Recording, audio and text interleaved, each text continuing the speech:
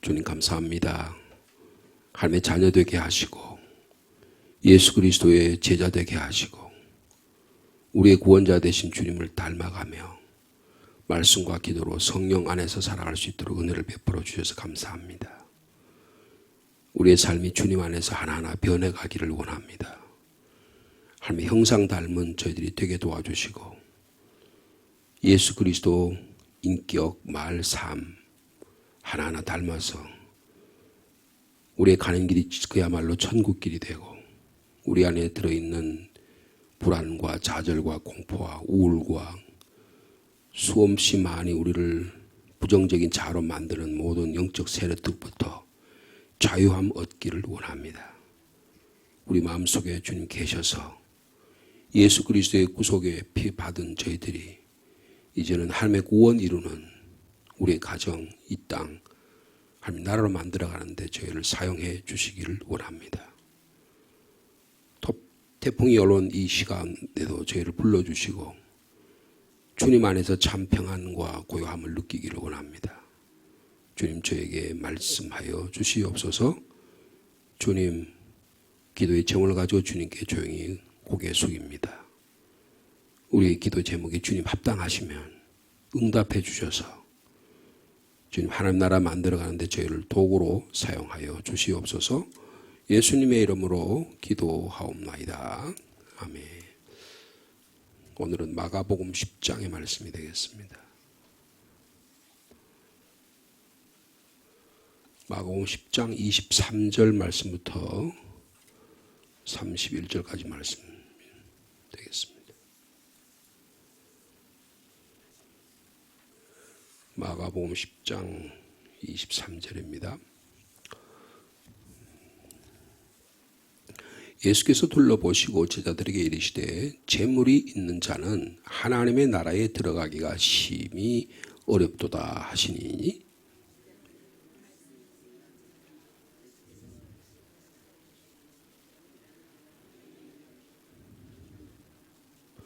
낙타가 바늘기로 나가는 것이 부자가 하나님의 나라에 들어가는 것보다 쉬우니라 하시니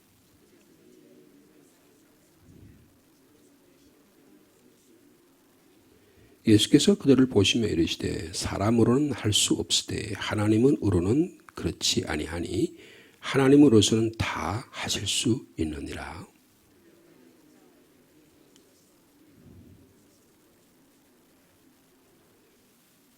예수께서 이르시되 내가 진실로 너에게 이르노니 나와 복음을 위하여 집이나 형제나 자매나 어머니나 아버지나 자식이나 전주를 벌인 자는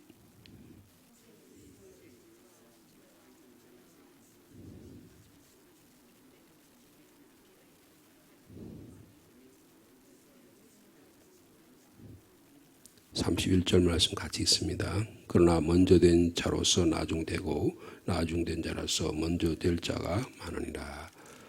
이 본문은 예수님께 앞에 한 부자 청년이 재물이 많은 사람이 나와서 어떻게 하면 영생을 얻을 수 있습니까? 라고 주님께서 말씀하셨을 때 계명을 지키라.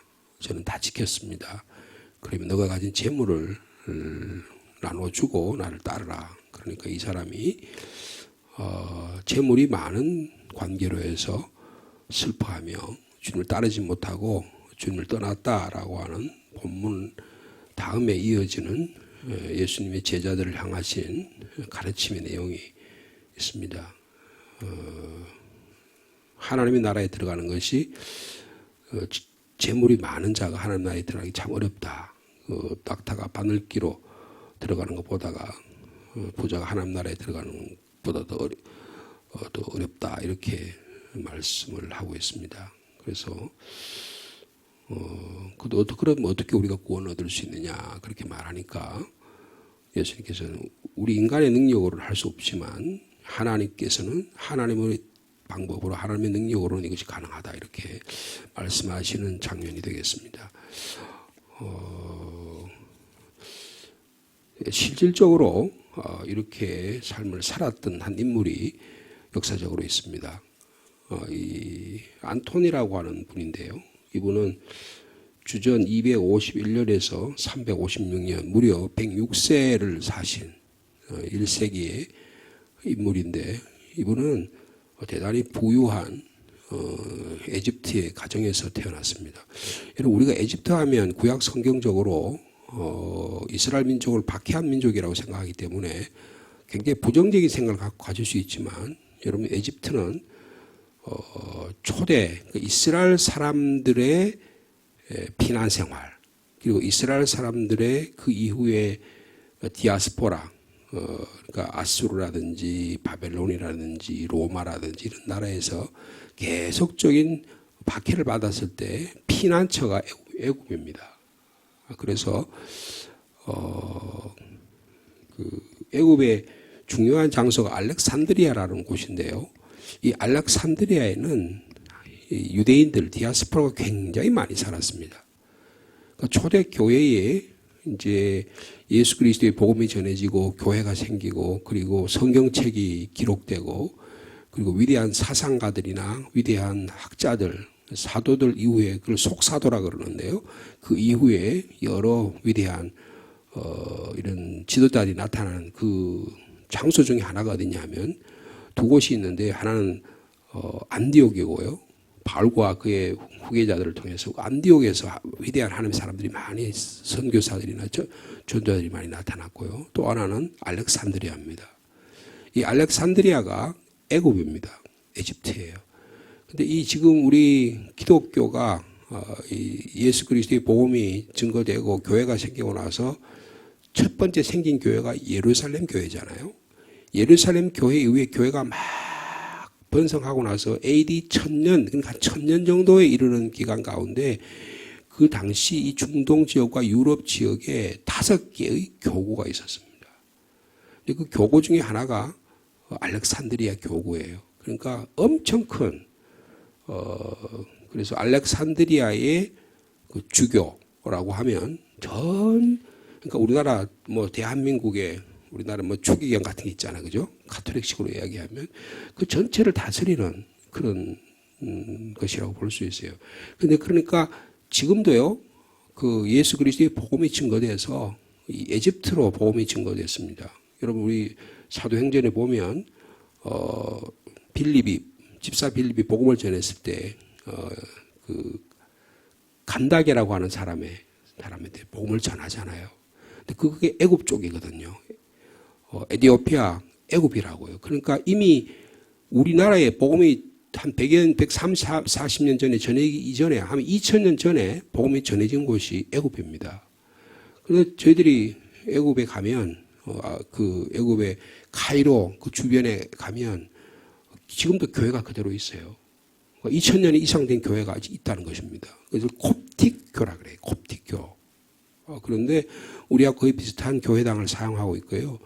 예수 그리스도의 신앙 고백을 하고 그렇습니다.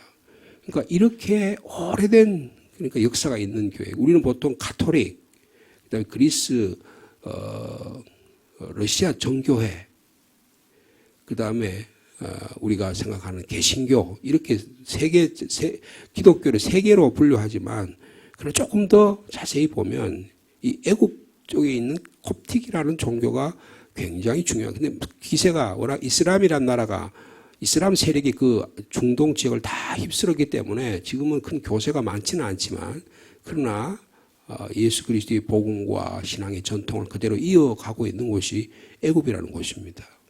저희들이 선교여행 이스라엘 성지순례를 갔을 때 여기를 한번 방문한 적이 있었는데요. 야, 하나님 2000년부터 이곳에까지 하나님께 복음을 전하게 하고 아직도 복음의 역사를 그 씨앗을 남겨두고 있구나. 굉장히 놀란 적이 있었어요. 근데 이 애굽에 부유한 가정에 사는 안토니라고 하는 사람이 있었는데 이 사람은요 아주 믿음이 좋은 부모님 밑에서 그래서 잘 자랐어요. 아주 탁월한 교육도 받고 인격 교육을 받고 양육을 받았습니다. 근데 어느 주일이 안토니가 교회 갔는데 오늘 본문의 말씀을 들은 거예요. 그래서 이 부자 청년 이야기를 교회에서 듣고 너가 있는 것을 다 팔아서 가난한 자에게 주고 나를 따르라 라고 하는 말을 듣게 되었습니다. 그러면 하늘에서 내 보가 있으리라. 그런 말씀을 듣고 하나님이 성령께서 그에게 나에게 이 말씀을 하시려고 나를 오늘 불러주셨구나 이렇게 믿은 그대로 이 안토니가 받아들였습니다. 오늘 본문에 나타난 젊은 부자 관원은 슬퍼하면서 주님을 떠났지만 이 안토니라는 사람은 그대로 이 말씀을 그대로 받아들였습니다. 그 예수님의 믿음에 응답을 한 것이죠. 그래서 이 부자가 소유를 다 팔았습니다. 그리고 가난한 자에게 다 나눠줬어요. 그리고는 여러분 애굽에 가면 이집트에서 카이로라든지 조금만 떠나면 전부 다 사막입니다. 전부 다 사막 지역. 사막으로 자기의 거처를 옮깁니다. 사막에서 혼자 생활을 해요. 근데 40일 이렇게 생활하는 게 아니고 무려 20년 동안 사막에서 살아갑니다.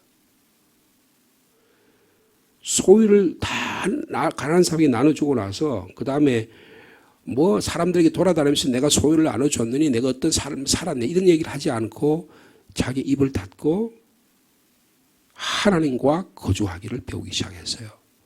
홀로 있으면서 광야에 홀로 있으면서 하나님을 만나고 하나님께 기도하는 법을 배우기 시작했습니다.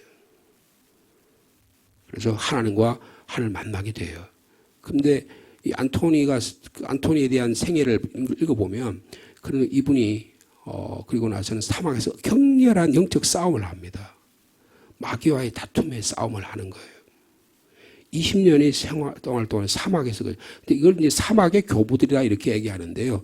그 사막의 교부들이 모세라는 사람도 있고 그다음에 안토니라는 사람도 있고 아주 초대 시대 그러니까 한 AD 200년 300년 시대에 아직까지도 신학이 어거스틴과 같은 위대한 신학자가 나타나기 이전에 그런 신학 이전에는 이런 사막의 교부들이 굉장히 중요한 역할을 해요.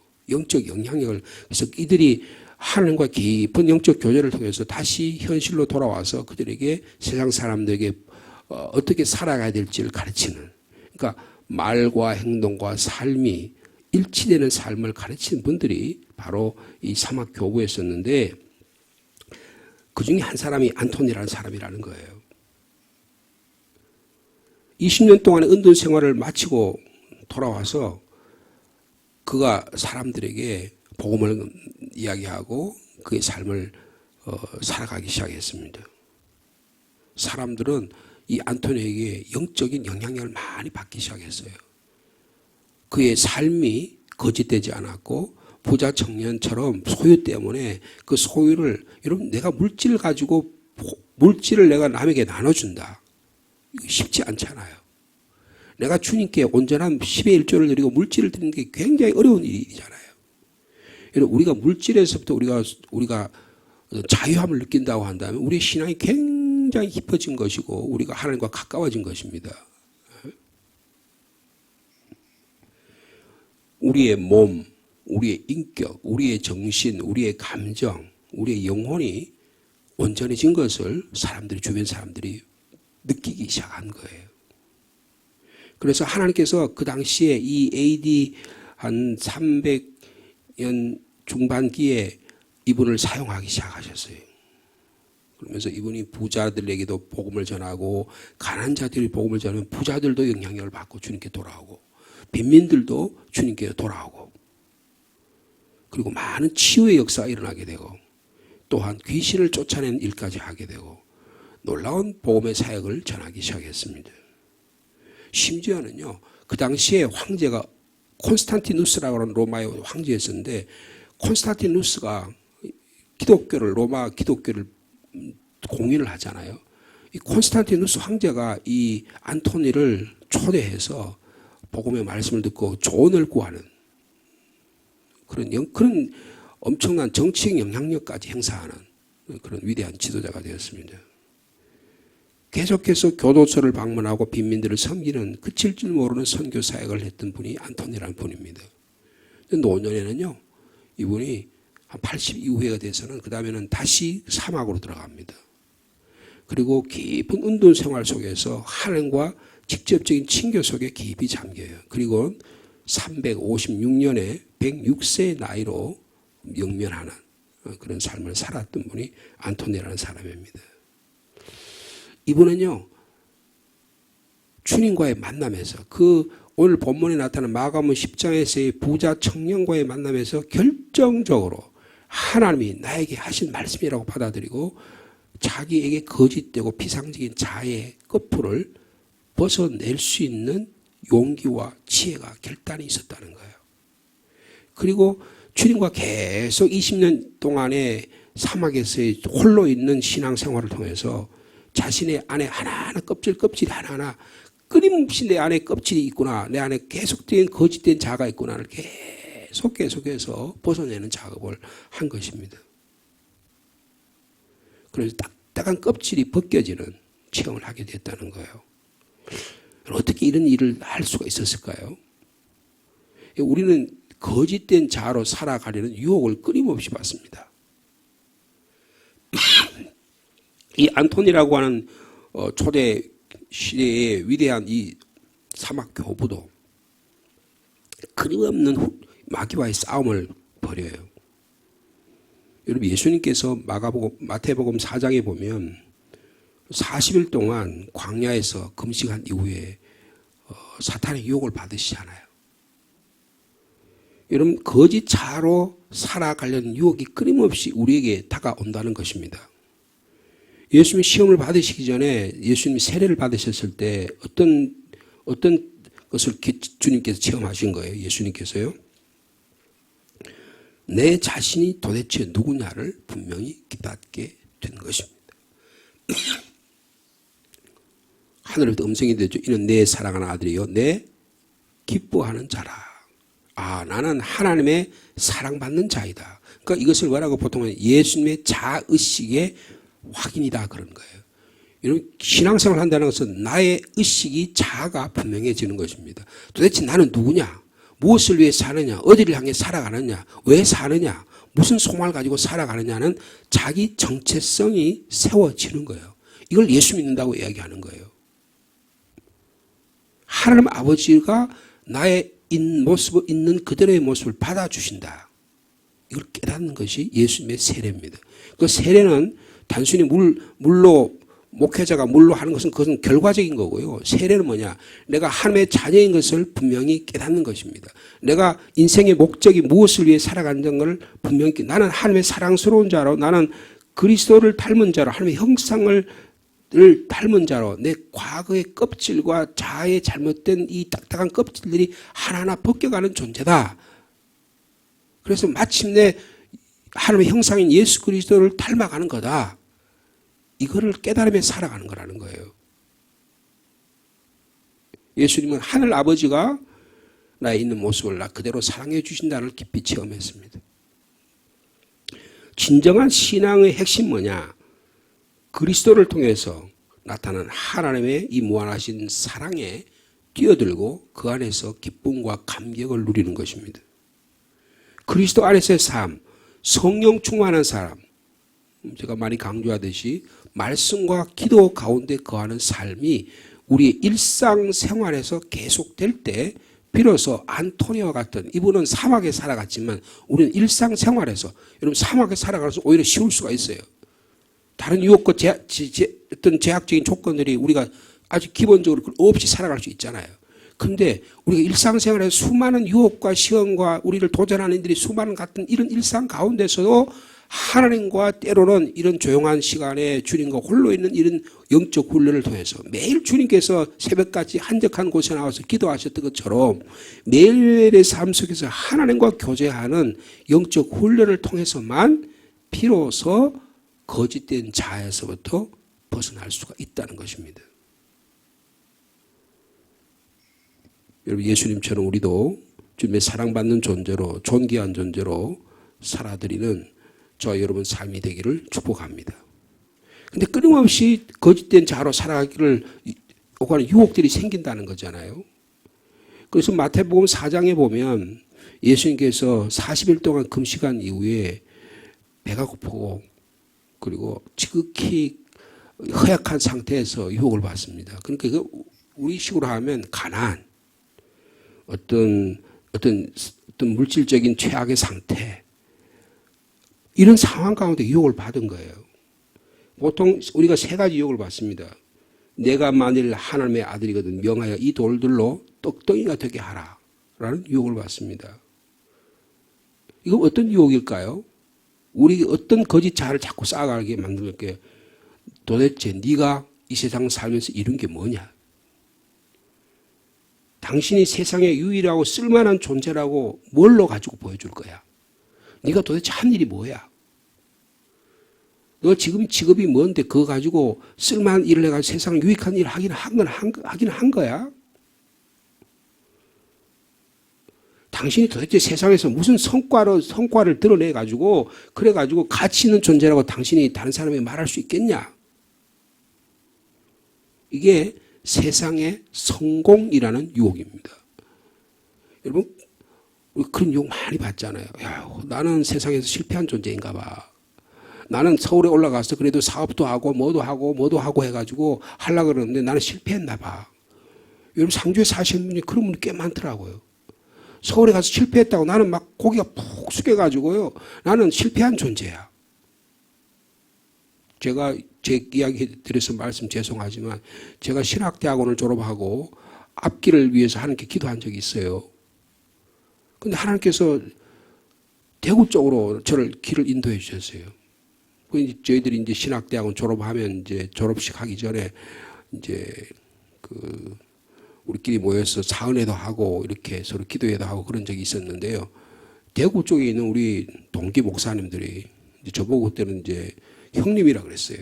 제가 나이가 좀 있으니까 왜 대구에 내려갔냐는 거예요. 대구는 사지라는 거예요. 목회자로서는 사지라는 거예요. 경상도에 내려가면 목회자는 그냥 현극의 길을 십자가의 길을 가는 거예요. 왜 굳이 그쪽으로 가냐는 거예요. 서울에도 길이 그렇게 많은데. 그래서 제가 그랬죠. 내가 우리 딸이 곧 고등학교 3학년인데 나는 서울 지역에서 목회하기를 원했다.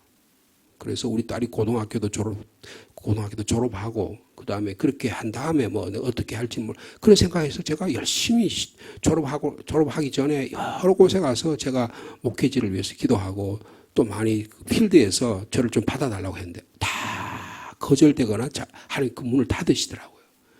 그래서 제가 경상도 쪽에 대구에 있는 조그만 교회 한 100명도 안 되는 조그만 교회에 전임 전도사로 부임하게 됐어요. 근데 우리 동기들이 그러는 거예요. 거기 가면 사지라는 거예요. 거기 가서 무슨 목회를 하겠냐는 거예요. 거기 가서 당신이 제가 그래도 공부도 잘하고 제가 말씀드렸지만 그래도 우리 동기들 중에서는 제가 제일 잘 알려진 사람이거든요. 제가 1등으로 입학을 했으니까 다른 260명이 우리가 입학을 했거든요. 263명인가 입학을 했지. 그러니까 264명 다 알지 못하잖아요. 그래서 반도 두 반으로 130명씩 나눠서 그렇게 우리가 3년 동안 신학적 훈련을 받았는데 저는 그분들 잘 모르죠. 그분들 저를 다 알아요. 근데 그런 상황 가운데서 경상도 내려가겠다니까 우리 특별히 대구에 있던 친구들이 못 내려가게 하는 거예요. 그래서 제가 가야 되나 말아야 되느냐. 그렇게 한번 고민한 적이 있어요. 근데 그때 대구에서 있던 그 친구가 말이에요. 그래, 전도사님, 그러나 거기 가면 사지긴 하지만 거기서 성공하면 어디든지 성공한다는 말은 나름대로 의미 있는 목회 생활을 하는 걸 말하겠죠. 그러면 어디든지 목회하실 수 있습니다. 그래서 그러면 내가 내려가겠다 하고 제가 내려왔는데 여기 계속 20년 이상 있는 거예요.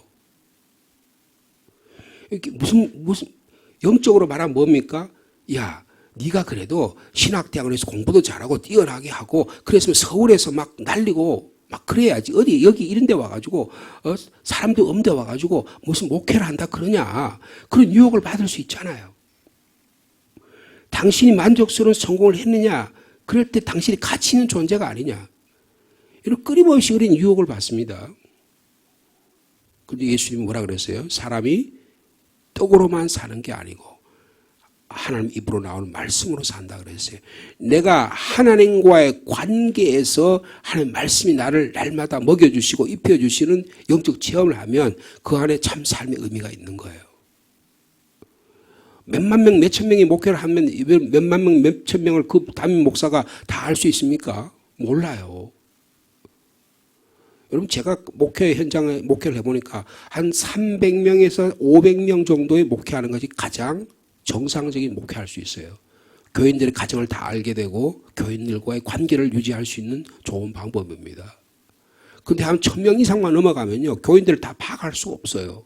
물론 여러 조직적으로 부목사님이라든지 여러 도움의 손길을 통해서 교회 사역을 할 수 있지만 그러나 진정한 인격적인 관계가 교인들과는 이루어지지 않는 것을 발견하게 됩니다.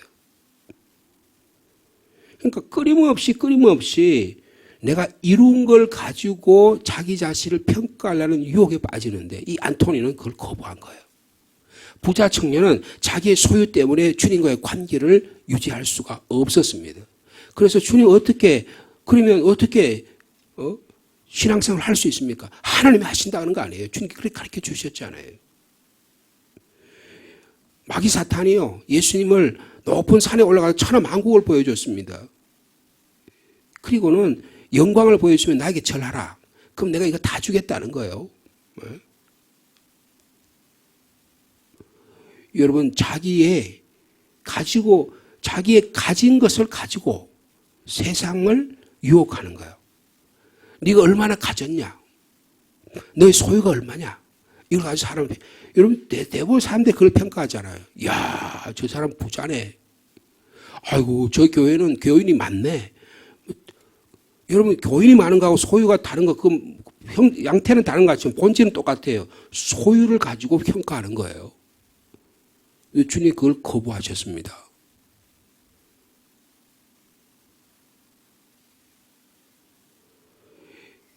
천하만국을 보여준 나에게 절하면 내가 모든 권력을 주겠다. 명예의 권력을 주겠다. 하니까 예수님께서 마귀 사탄아 물러가라고 하셨어요.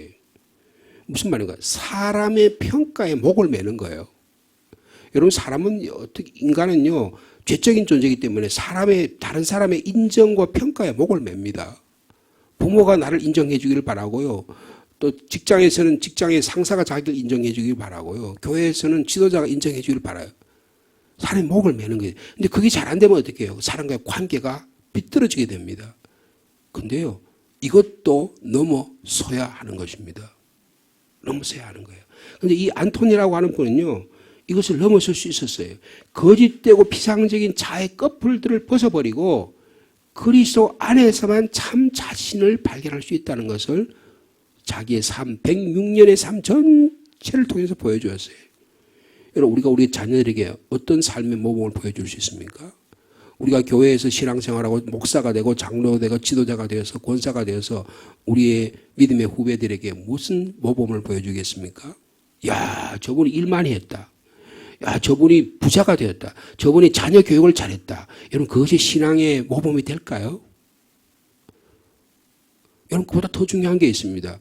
아, 저분은 정말 주님과의 인격적인 만남 속에서 자기 자신의 모습이 더 깊어지고 더 성숙해지고 저분의 얼굴을 봐도 저분이 하는 말을 봐도 존경함이 생긴다. 여러분, 그런 교회가 좋은 교회입니다.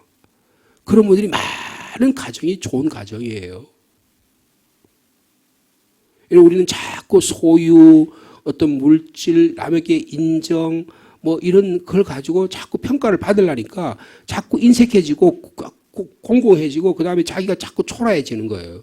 여러분, 우리가 건강을 잃어도, 우리가 물질이 없어도, 우리가 다른 사람의 인정을 받지 못해도 주님과의 관계가 온전하면 우리는 주님 우리를 기쁘다고 하시고 사랑한다고 말씀하시고 우리를 새롭게 해주실 줄로 믿습니다. 오늘 제가 안토니라고 하는 이집트의 한 사막의 수도사를 여러분에게 소개했는데요. 와, 이 오늘 본문의 말씀을 그대로 받아들여서 자기의 물질을 가난한 자에게 나눠주고 주님과의 인격적인 교제에 전 생애를 투자했다. 여러분, 목회 생활이라는 것은 무슨 부자 되기 위해서 한 게 아니잖아요. 목회자라는 게 명예를 얻기 위한 게 아니잖아요. 어떤 의미에서는 수도자의 길을 걷는 거라고 볼 수 있잖아요. 여러분, 우리는 만인 목회자입니다. 한 사람 한 사람이 다 목회자라고요. 여러분, 그런 영적 훈련을 통해서 오늘 주님과 깊은 영적 관계를 만남을 통해서 거짓된 자아가 벗겨지고 참된 자아로 살아가는 복된 하루의 삶을 살아가기를 축복합니다. 걸어가신 주님, 우리에게 끊임없이 다가오는 유혹들이 많습니다. 너가 이룬 게 뭐야? 네 소유가 뭐야? 네가 다른 사람들 이만큼 인정받아? 세상적인 가치관으로 우리를 평가하고 상대방을 평가하는 이런 시대에 살아가고 있습니다. 그러나 주님은 그런 것 보지 않습니다. 너와 나의 관계가 뭐냐?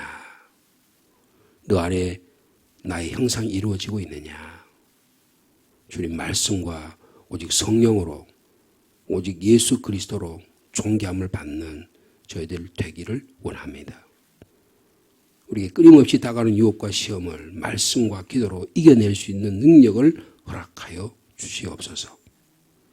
예수님이 이 땅에 오셔서 이것을 훈련시키셨고 3년 동안 제자들을 훈련시키셨고 성령을 주심으로 제자들 또한 그런 삶을 살았고 2000년의 기독교 역사가 교회가 지속되어 오는 가운데 주님 오늘도 이러한 삶을 살기를 원합니다. 에집트에 부유한 안토니는 이 주님의 말씀에 순종함으로 그 당시에 가장 중요한 영적 영향력을 끼치며 사신 존귀한 분이었습니다. 오늘도 우리 상주 땅에 이 대한민국에 살면서 이런 거룩한 영적 영향을 끼치며 살아가는 저희들 되게 하여 주시옵소서. 그래서 우리 부모님은 믿음의 사람이었어. 우리 교회의 지도자들은 정말 신실한 분이야.